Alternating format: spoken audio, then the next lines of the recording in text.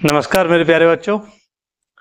अब इसी सीरीज में आचार्य रामचंद्र शुक्ल के अध्याय मित्रता की ओर हम बढ़ते हैं और अब डिस्क्राइब करते हैं कि मित्रता नाम का जो लेसन है वो क्यों दिया है 10th क्लास में, उसका अर्थ क्या है, उससे ग्राफ्स आएंगे एग्जाम में। सबसे पहले मैं आपको मित्रता नाम के पाठ को पढ़ाने से पहले थोड़ा सा परिचय देता हूं एग्जाम को लेकर कि एग्जाम में मित्रता नाम के पाठ से क्या क्या पूछा जाएगा। मित्रता रिकॉल कीजिए कल की कुछ बातें, लास्ट वीडियो की। मित्रता नामक पाठ किसने लिखा है? आचार्य रामचंद्र शुक्ल ने। हमारा जो आयोग है माध्यमिक शिक्षा परिषद प्रयागराज उत्तर प्रदेश, वो हमारा पाठ्यक्रम निर्धारित करता है। आपको ये याद रखना है, आचार्य रामचंद्र शुक्ल।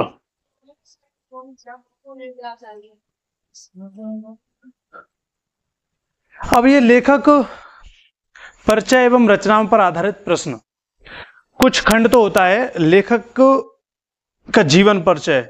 ये 10th क्लास में काफी महत्व रखती हैं चीजें। जीवन परिचय, जीवन परिचय के लिए हम अलग से एक सीरीज चलाएंगे जिसमें सभी राइटरों का जीवन परिचय होगा। इससे क्वेश्चन आएंगे जीवन परिचय से। और 10th क्लास के सिलेबस में कुछ प्रश्न बनते हैं रचना। रचना का मतलब हो गया आपकी जो कहानी है मित्रता। कुछ प्रश्न एक आध इससे बनेगा। तो हमारा उद्देश्य यह है कि जीवन परिचय, जैसे आचार्य रामचंद्र का शुक्ल का जन्म कब हुआ, उनके माता पिता का नाम क्या था, उनकी शिक्षा दीक्षा कब हुई, उन्होंने कितनी भाषाओं का ज्ञान था। और रचना से प्रश्न बनेगा कि मित्रता नामक रचना में आचार्य रामचंद्र शुक्ल का क्या संदेश है, वो क्या कहना चाहते हैं, हमारा मित्र कैसा होना चाहिए, हमें किस प्रकार के लोगों से दूर रहना चाहिए। ये प्रश्न दोनों प्रकार के इस अध्याय से हमारे लिए एग्जाम में बनेंगे। आगे फिर कुछ वस्तुनिष्ठ प्रश्न आते हैं, जैसे कि मित्रता किस प्रकार की रचना है, मित्रता के लेखक कौन है, आचार्य रामचंद्र शुक्ल की कौन कौन सी रचनाएं। 4 ऑप्शन दिए गए होंगे। क्वेश्चन बनेगा कि आचार्य रामचंद्र शुक्ल की निम्नलिखित में से कौन सी रचना नहीं है। तो option A, option B, option C, option D. आपको आचार्य रामचंद्र शुक्ल की कुछ रचनाएं याद करनी पड़ेंगी जो बुक में है, वो हम आपको याद कराएंगे। उनमें से कोई एक रचना होगी जो उनकी नहीं है, या एक रचना होगी वो उनकी है, बाकी 3 उनकी नहीं है। तो ऐसे क्वेश्चन भी बोर्ड में पूछे जाएंगे आपसे, इसका भी ध्यान रखना है। फिर इससे आगे जो हम अब रचना पढ़ेंगे, मित्रता नाम के पाठ को पढ़ेंगे, तो एक आता है गद्य, गद्यांश। जैसे गद्य है जो हमारी रचना है वो गद्य विधा में लिखी हुई है, तो एक गद्यांश आएगा। गद्यांश का मतलब होता है गद्य का एक अंश, पूरी कहानी से एक पैराग्राफ लिया जाएगा। उस पैराग्राफ का पूछा जाएगा कि निम्नलिखित पैराग्राफ में रेखांकित शब्दों की संदर्भ सहित व्याख्या कीजिए। वो व्याख्या आपको करनी है, और वो व्याख्या तभी हो सकती है जब आप इस मित्रता नामक पाठ को अच्छे से समझोगे, अच्छे से पढ़ोगे और इसके एक एक शब्द के अर्थ को सुनोगे, तो फिर वो आपको याद रहेगा। फिर आप ये 5-10 नंबर का जो क्वेश्चन बनता है इसका आंसर देने में अच्छे से सक्षम हो जाओगे, तो बहुत लाभ होगा। ये भी हमको समझना है। नेक्स्ट क्वेश्चन बनता है भाषा एवं व्याकरण। व्याकरण हम आपको थोड़ा सा लास्ट में पढ़ाएंगे, तो तब ये समझ में आ जाएगा। जैसे शब्द समूह के लिए एक शब्द, निम्नलिखित शब्द को वाक्य में प्रयोग कीजिए, पर्यायवाची आदि चीजें हम बाद में पढ़ लेंगे। तो शुरुआत करते हैं कुछ एक्सप्लेनेशन के साथ। हमको इस लेसन की व्याख्या करनी है, तो सबसे पहले आप सभी लोग अपनी किताब ओपन कर लें। किताब ओपन करके आचार्य रामचंद्र शुक्ल के द्वारा दिया गया पाठ मित्रता को निकाल लें। उस मित्रता के पाठ की शुरुआत हम करते हैं, और आपको धीरे से अपनी बुक में नजर रखनी है और देखते रहना है। जो हम हार्ड वर्ड्स होंगे उनको आपको यहाँ समझा देंगे, कठिन शब्दों के अर्थ के सर ने, लेखक ने क्यों दिया है और उसका अर्थ क्या है। बाकी आपको एक बार एक कहानी की तरह इसको सुन लेना है और याद रखने की कोशिश करनी है। कहानी की शुरुआत होती है, जब कोई युवा पुरुष अपने घर से बाहर निकलकर बाहरी संसार में अपनी स्थिति जमाता है, तब पहली कठिनता उसे मित्र चुनने में पड़ती है। यदि उसकी स्थिति बिल्कुल एकांत और निराली नहीं रहती तो उसकी जान पहचान के लोग धड़ाधड़ बढ़ते जाते हैं और थोड़े ही दिनों में कुछ लोगों से उसका हेल मेल हो जाता है। यही हेल मेल बढ़ते बढ़ते मित्रता के रूप में परिणत हो जाता है। मित्रों के चुनाव की उपयुक्तता पर उसके जीवन की सफलता निर्भर हो जाती है। मित्रों के चुनाव की उपयुक्तता, जब वो मित्रों को चुनता है तो वो उपयुक्त हैं या नहीं, वो सही है या नहीं, उपयोगी है या नहीं, इस दृष्टिकोण से व्यक्ति चुनना और न चुनना इस पर निर्भर रहता है कि उसका जीवन कैसा रहेगा। यहां तक लेखक ने हमको पैराग्राफ का भी उत्तर देना है, संदर्भ सहित व्याख्या भी करनी है, तो हमको एक एक पैराग्राफ लगभग 4 से 5 लाइनों के अर्थ को एक साथ समझते हुए अपने अंदर उसको धारण करना है। लेखक ने बताया कि जब हाई स्कूल का बच्चा, लगभग 15-16 साल का बच्चा अपने जीवन को जीने के लिए अपने घर की 4 दीवारी से बाहर पैर रखता है, 14-15 साल का बच्चा शहर जाने लगता है, 14-15 साल का बच्चा स्वतंत्र निर्णय लेने लगता है। जैसे आजकल सोशल मीडिया हम लोगों का एक बहुत ही निकटवर्ती प्लेटफॉर्म है जिस पर हम एक संसार को जी रहे हैं। पहले ये संसार नहीं था, सोशल मीडिया आज एक संसार बन गया है। समय के साथ धीरे धीरे विचारों में परिवर्तन आता है और समय के साथ साथ संसार में भी परिवर्तन आता है। अब जैसे पहले चौपाल होती थी, चौपाल का मतलब है कि लगभग शाम को 7-8 बजे सभी छोटे बड़े, बड़े बूढ़े, बुजुर्ग खाना पीना खा के अपने पूरे जीवन की घटनाओं का आदान प्रदान करने, एक दूसरे के सुख दुख के बारे में जानने एक स्थान पर जाके बैठ जाते थे, जिसको चौपाल का नाम दे दिया जाता था। जैसे कोई बरगद का पेड़ हो सकता है गांव में, कोई चबूतरा हो सकता है, या किसी थोड़े से बड़े व्यक्ति का, समृद्ध व्यक्ति का घर हो सकता है। लेकिन अब यही स्थान ले लिया है इंस्टाग्राम ने। जैसे इंस्टाग्राम है, फेसबुक को भी हम किसी हद तक कह सकते हैं। इन दोनों प्लेटफॉर्मों पर अब हम स्टोरी लगाने के द्वारा हम स्टोरी लगाते हैं, हम अपनी रील्स डालते हैं, हम अपनी पोस्ट डालते हैं। ये सब क्या है? अपने बारे में सामने वाले को शो ऑफ करना है। स्टोरी, आज हम कहीं होटल पर खाना खाने गए तो हमने स्टोरी लगा दी कि आज हम यहाँ खाना खाने आए। आपने दिखा दिया अपने आड़ पड़ोस के लोगों को, अपने दोस्तों को, अपने रिश्तेदारों को। आप कहीं घूमने गए तो आपने, माता वैष्णो देवी का इस टाइम टूर चल रहा है, आपने बता दिया कि भाई हम जय माता दी बोलते हुए माता के दर्शन करने आए हैं। तो एक तरीके से पता चल गया कि आप कहाँ हो, क्या कर रहे हो। किसी को कॉल करने की जरूरत नहीं है। बहुत ज्यादा निकटवर्ती होगा तो कह सकता है कि भाई बिना बताए चला गया, तो लेके भी नहीं गया। अर्थात इसी उम्र पर, 15-16 साल की उम्र पर आप बाहरी दुनिया से विभिन्न रास्तों के द्वारा संपर्क करते हो। उस संपर्क में आप लोगों से जुड़ते हो। लोगों से जुड़ोगे, कुछ लोग 2 दिन तक साथ रहते हैं, कुछ लोग जिस काम से जुड़े उतने दिनों तक साथ रहते हैं, लेकिन कुछ लोग होते हैं जो काफी लंबे समय तक साथ चलते हैं, काफी सुख दुख में मदद करते हैं, और वही लोग हमारे मित्र बनने लगते हैं धीरे धीरे। मित्र का मतलब है कि एक ऐसा व्यक्ति जो हमें मिला और वो मिलकर ही रह गया, मिलता ही रह गया, एक साथ जीवन का हिस्सा बन गया, अब वो हमारा मित्र है। अब इसी मित्र के मिलने में, जो मित्र तुम्हें मिले, उन मित्रों का जो तुमने चुनाव किया, उस चुनाव पर आधारित है तुम्हारा जीवन। लेखक ने पहले पैराग्राफ में यह हमको समझा दिया है। इस चुनाव पर आधारित है हमारा जीवन। कैसे? एक वाक्य को तुम दोबारा पढ़ना। तीसरी लाइन है, मित्रों के चुनाव की उपयुक्तता पर उसके जीवन की सफलता निर्भर हो जाती है। ठीक है, अब आगे कैसे निर्भर होती है एक्सप्लेन करते हैं। क्योंकि संगति का गुप्त प्रभाव हमारे आचरण पर बड़ा भारी पड़ता है। संगति का प्रभाव जो है हमारे आचरण पर सबसे ज्यादा पड़ता है। हम जैसे ही संगति में रहेंगे वैसा ही हमारा जीवन धीरे धीरे ढलता जाता है। तो एक व्यक्ति के जीवन में सबसे ज्यादा निकट उसके मित्र दोस्त ही होते हैं। तो वो कैसे हमको चुनने हैं, इस लेसन का बार बार आप ये उद्देश्य याद रखिए। जब भी एग्जाम में इस पाठ से संबंधित कोई भी पैराग्राफ आएगा, आपको ये नोट करके लिखना है। इस लेसन का, मित्रता नामक लेसन का नोट है। किसी भी पैराग्राफ की संदर्भ सहित व्याख्या में आप जो व्याख्या लिखोगे, ये अपनी फेयर कॉपी के इस लेसन के नोट्स बनाओ, उसके ऊपर ही लिख लेना कि उद्देश्य जीवन में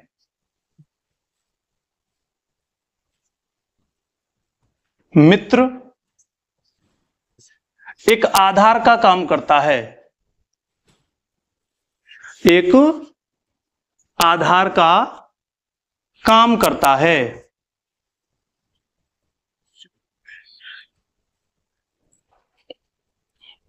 यहां से आगे अब देखो, ये तुमको सिर्फ पढ़ना नहीं है कि भाई बस सुन लिया और काम हो गया, अच्छा लगा कम अच्छा लगा, ये तुमको लिख के आना है।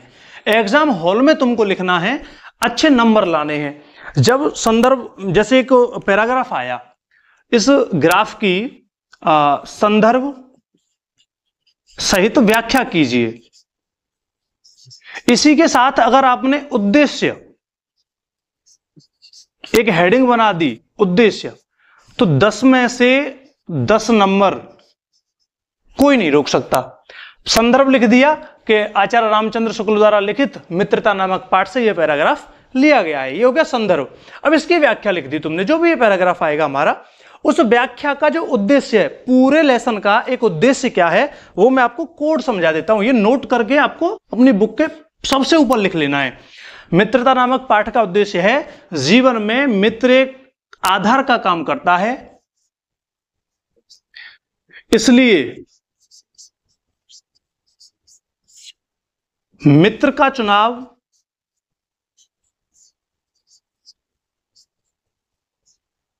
बहुत सावधानी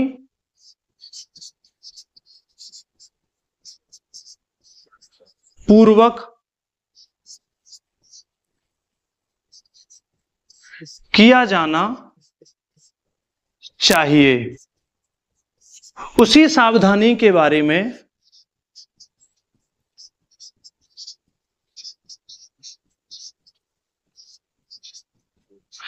अब एक ऑप्शन यहां से आगे आता है, उसी सावधानी के बारे में लेखक ने यह कहा है, उसी सावधानी के बारे में लेखक ने कुछ सूत्र इस लेसन के द्वारा हमको सिखाए हैं। यहां आप या तो लेखक लिख दो, और अगर आपको एकदम एग्जामिनर चेक करने वाले का ध्यान अट्रैक्ट करना है कि बच्चा टॉपर बनने लायक है, तो यहां आचार्य रामचंद्र शुक्ल लिखो। आचार्य रामचंद्र शुक्ल। अगर तुमने लेखक का नाम लिख दिया, कविता में कवि का नाम लिख दिया, तो ये समझ लो पूरे लिखे हुए का, चाहे कोई इससे अच्छा 100 गुना लिख दे, बहुत चमका दमका के लिख दे, लेकिन 5 में से 5 तो मिलने का अधिकारी वही है जिसने लेखक का नाम लिख दिया। इस बात को वो गलत नहीं कह सकता, एग्जामिनर इस बात को गलत नहीं कहेगा कि लेखक ने तो बताया ही है, लेकिन किस लेखक ने बताया ये आपको याद है, ये बाकी एक अच्छे विद्यार्थी होने का लक्षण है। तो लेखक का नाम बार बार याद रखना है। कौन है मित्रता नामक पाठ के लेखक? आचार्य रामचंद्र शुक्ल। तो हम कहां चल रहे हैं, हमको नोट बनाना है, उद्देश्य क्या है इस पूरी कहानी का। मित्रता का चुनाव बहुत सावधानी पूर्वक किया जाना चाहिए। उसी सावधानी के बारे में आचार्य रामचंद्र शुक्ल ने, अब यहां लेसन का नाम लिख दो, मित्रता नामक कहानी में कुछ विशेष महत्वपूर्ण सूत्र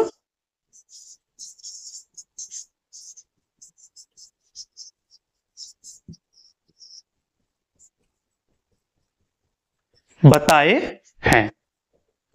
जो फिर थोड़ा सा अगर तुम याद रख पाओ तो लिख सकते हो, जो जीवन के लिए बहुत ही लाभदायक हैं, एक जीवन को सदा हुआ जीवन में परिवर्तित करने के लिए बहुत उपयोगी हैं। एक बच्चा अगर इन सूत्रों को जीवन में धारण करता है तो वो 15-16 साल की उम्र में ही उस अनुभव को प्राप्त कर सकता है जो व्यक्ति 30-35 साल की उम्र में जाके प्राप्त करता है। कैसे कि भाई उसको भी दोस्त बनाया, बचपन का यार था, धोखा दे गया, रिश्तेदारों पर भरोसा करता है, धोखा दे गए, तो वो सारे धोखों से बच जाता है और इस उम्र पर आके ही 16-17 साल की उम्र में सीख जाता है कि हमको लोगों के साथ कैसे जुड़ना है, कैसे नहीं जुड़ना है। तो एक हमारा आगे भी ये बार बार चर्चा आएगी, तो आपको ये ध्यान रखना है।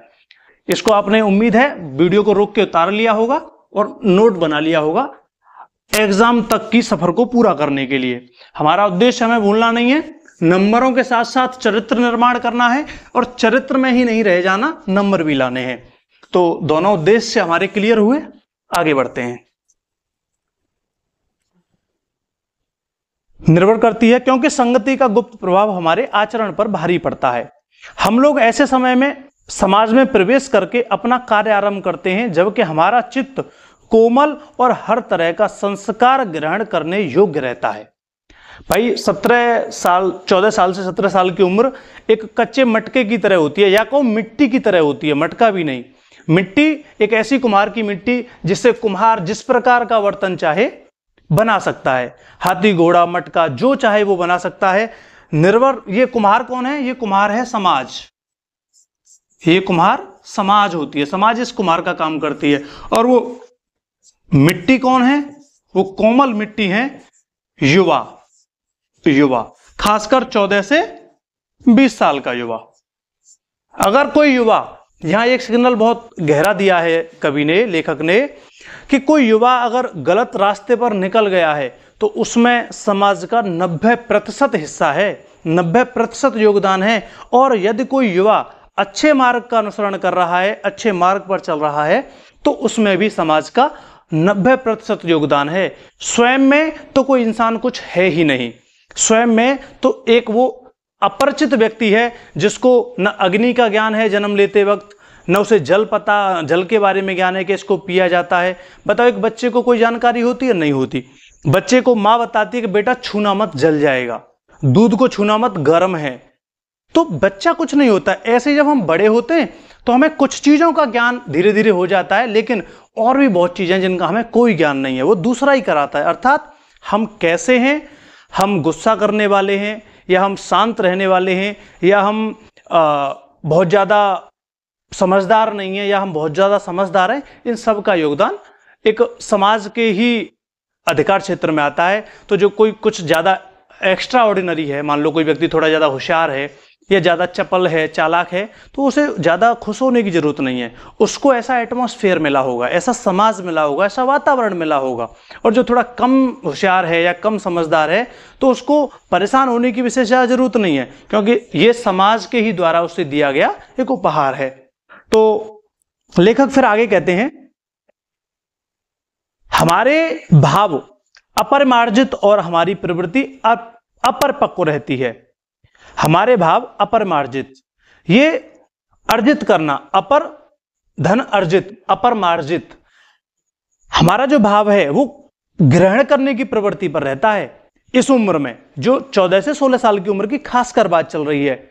दूसरा है प्रवृत्ति अपरिपक्व है। एक होता है 17-80 साल का व्यक्ति जो चेहरा देख के इंसान के बारे में बता देता है कि कौन अच्छा है कौन बुरा है, हवा देखकर, रात की हलचल देख के बता देता है कि क्या हो रहा है, क्या हो सकता है। कुछ लोग मौसम देख के बता देते हैं कि बरसात होने वाली है, कारण कि वो परिपक्व हो चुके हैं। लेकिन 14 से 20 साल का व्यक्ति एक सामान्य बच्चा है, उसे कोई परिपक्वता नहीं है, कोई समझदारी नहीं है। सारी समझदारी उसको समाज देगी, सारी समझदारी उसे उसका वातावरण देगा।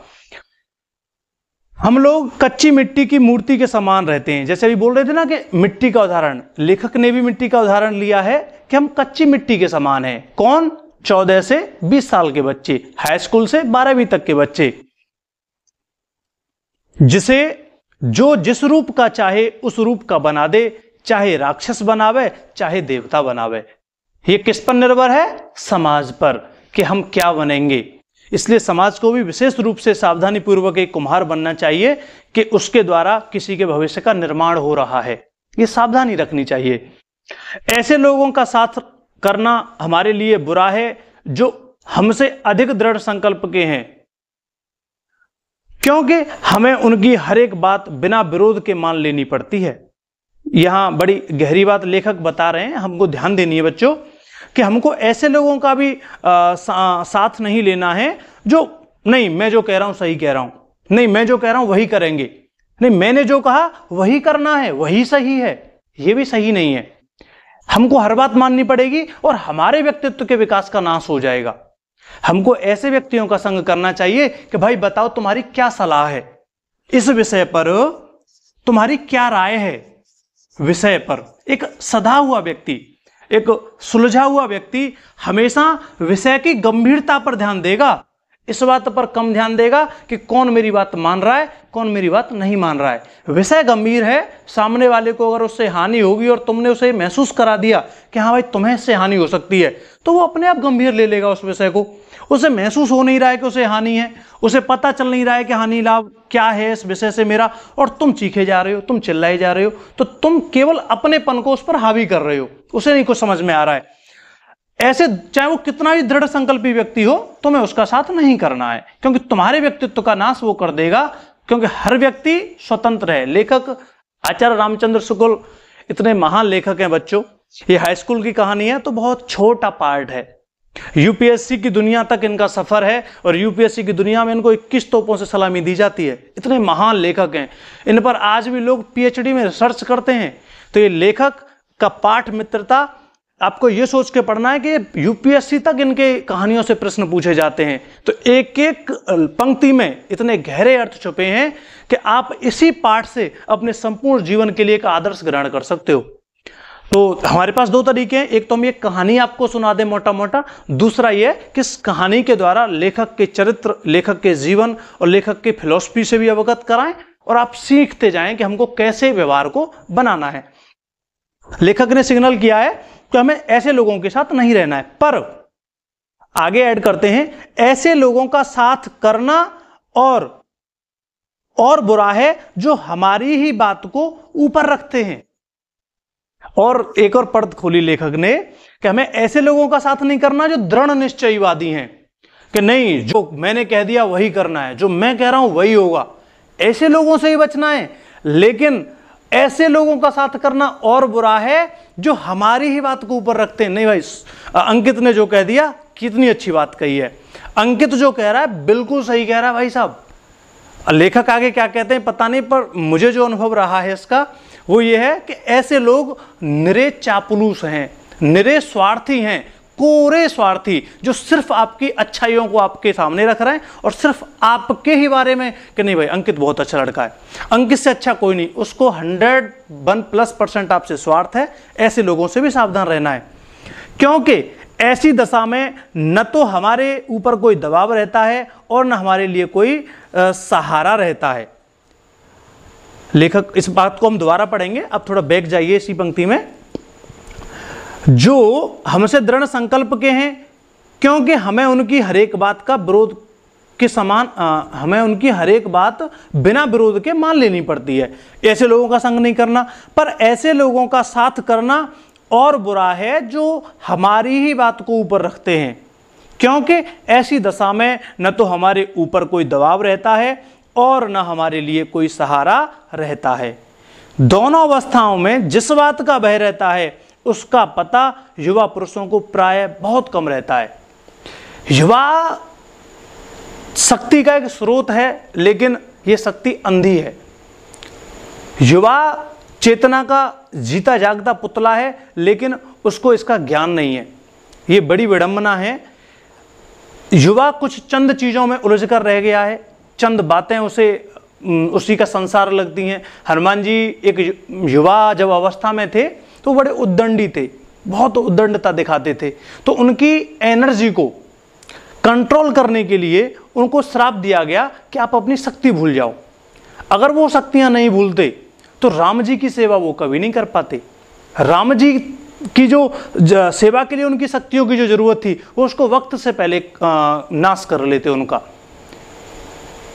ऋषियों को परेशान करना, जल की स्थिति को बदल देना, अग्नि के स्वरूप को बदल देना, पहाड़ों को इधर से उधर उठा के रख देना, तो श्राप देना पड़ा। अर्थात यह सिग्नल है हम लोगों के लिए कि शक्ति का वक्त से पहले दुरुपयोग नहीं करना है, अन्यथा किसी व्यक्ति को हनुमान जी को जैसे शक्तियां भुलवानी पड़ी ऐसे ही आपको भी या तो भुलवानी पड़ेंगी या आपका नाश हो जाएगा। लेकिन सही वक्त पर जामवंत जैसे लोगों का मिलना भी जरूरी है, जो सही वक्त आने पर आपको मार्गदर्शन दे सकें कि काचुप साध रहे बलवाना, और अब तब आपको एहसास हो कि हम भी कभी बलवान थे या हम में भी वो शक्ति है कि हम ये काम कर सकते हैं। ये हमको भी ध्यान रखना है।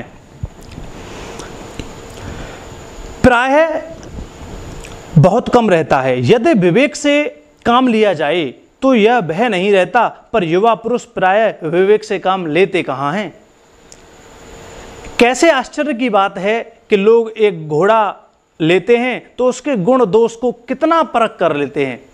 अगर आपके पापा मम्मी या चाचा ताऊ एक भैंस लेने जाएं, चलो घोड़ा तो उनके समय की बात है तो उन्होंने उदाहरण दिया है, आजकल भैंस लेने हम जाते हैं तो भैंस के चारों थनन ने फोर के देखेंगे, भैंस के कानन ने देखेंगे कट तो ना रो, भैंस के सींगन ने देखेंगे कुन्नी है देश वाले, कैसी है भैंस की पूंछ देखेंगे कट तो ना रही, पूछ कटी तो ना है, चल कैसी रही है, टांग तो ना मार रही चलते में, कितना देखते हैं। दूध देते समय लात तो नहीं मारती, कितना चेकिंग करते हैं। एक भैंस लेते समय उस भैंस को जब चाहो तब बेच दो, 2-4 हज़ार रुपये घाटे मुनाफे से, जीवन में कोई प्रभाव नहीं डालने वाली है, फिर भी 1000 तरीके से उस भैंस को चेक किया जाता है। लेखक क्या कह रहे हैं, एक घोड़ा लेते वक्त हम उसके गुण दोषों को परखते हैं, कितना परखते हैं, पर किसी को मित्र बनाने में उसके पूर्व के आचरण और प्रकृति का कुछ भी विचार या अनुसंधान नहीं करते। मित्र लेखक पहले ही सिग्नल दे चुके हैं, मैं पहले ही बता चुका हूं, यह बात आपको बहुत अच्छे से नोट करनी है। जो लिखवाया है, जो उद्देश्य आपको कहना है कि मित्र जीवन का आधार होता है। हमारा जीवन कैसा बनेगा, हम रावण बनेंगे, कंस बनेंगे, कृष्ण बनेंगे, राम बनेंगे, ये निर्भर करता है हम जिनके साथ जी रहे हैं, हम जिनको साथ लेके चल रहे हैं, वो कौन है, वो कैसे हैं, उनका जीवन कैसा है। तो उनका आचरण तुम्हारे जीवन में कोई आया, इसके लिए उपाय है, बहुत अच्छा है उपाय। एक तो 2-3 तरीके हैं, आपको खड़ूस नहीं होना है। क्या जीवन में कहीं जैसे कहीं दावत खाने गए, वहाँ 2 लोग मिलेंगे, किसी शादी में गए 2 दिन पहले, तो आड़ पड़ोस के रिश्तेदारियों से भी बच्चे आएंगे, तो कोई मिला, हेलो हाय हुई, 2 दिन साथ में खाना पीना हुआ, तो स्वाभाविक सी बात है आप 2-4 के खिलाफ हो जाओगे, 2-4 के साथ हो जाओगे। तो उस शादी विवाह में, उस विद्यालय में, उस किसी प्रोग्राम में मिले हुए दोस्त, अब आपके कितने गहरे दोस्त बनने चाहिए और दोस्त कितने दूर के बनने चाहिए, ये व्यवहार की जगत की बात है। इसको आपको ऐसे, अगर आप चाहें तो कुछ मैं उदाहरण आपको दे सकता हूं, कुछ तरीके बता सकता हूं कि आप ऐसे प्रयोग कर सकते हैं। एक मान लो आपको एक लड़का मिला, हेलो हाय हुई, अभी लेखक इसमें और आगे बताएंगे आपको इसका रास्ता, मैं भी थोड़ा सा बता देता हूं। जीवन भर किसको साथ रखना है, जीवन भर किसको साथ नहीं रखना है, इसका निर्णय एक दिन में, एक महीने में नहीं लिया जा सकता। बहुत लंबा वक्त चाहिए होता है कि किसको जीवन भर साथ रखना है, किसको 4 दिन साथ रखना है। जब भी किसी व्यक्ति से मिले तो उसकी चेहरे की सुंदरता, हंसने का तरीका, बात करने का तरीका, ये सारी चीजें मैटर नहीं करती। ये सब चीजें तात्कालिक रूप से प्रभावदायक होती हैं और ये होनी भी चाहिए। अच्छा व्यक्ति, अच्छे कपड़े पहनना, अच्छे तरीके से बात करना, अच्छे तरीके से मुस्कुराना, अच्छे तरीके से बोलना नॉर्मल बात है। लेकिन उसको मित्र बनाना नहीं बनाना, इसने ये पीठ पीछे क्या करता है, ये तब क्या करता है जब ये अकेला होता है, या इसकी कैसे दोस्तों के साथ बैठा उठी है, वो सब मैटर करती हैं चीजें। ये सब हमको ध्यान रखना है। कोई दिक्कत होना रहा? क्या मिनट है वीडियो? 28 मिनट की चल रही है। 28 मिनट तक 20 मिनट पर रुक जाते हैं। चलो देखते हैं, थोड़ा सा करके मैं सोया विराम दे तू, है ना। तो ये सब निर्भर करता है, सारी चीजें लेखक आगे एक्सप्लेन करते हैं, हम धीरे धीरे चीजों तक बढ़ते हैं।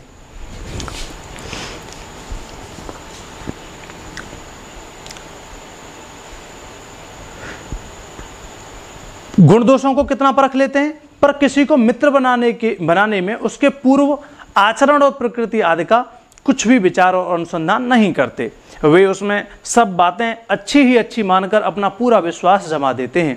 हंसमुख चेहरा, बातचीत का ढंग, थोड़ी चतुराई या साहस, यही 2-4 बातें किसी में देखकर लोग चटपट अपना बना लेते हैं। हम लोग यह नहीं सोचते कि मैत्री का उद्देश्य क्या है तथा जीवन के व्यवहार में उसका कुछ मूल्य भी है। यह बात हमें नहीं सूझती कि यह एक ऐसा साधन है जिससे आत्म शिक्षा का कार्य बहुत सुगम हो जाता है।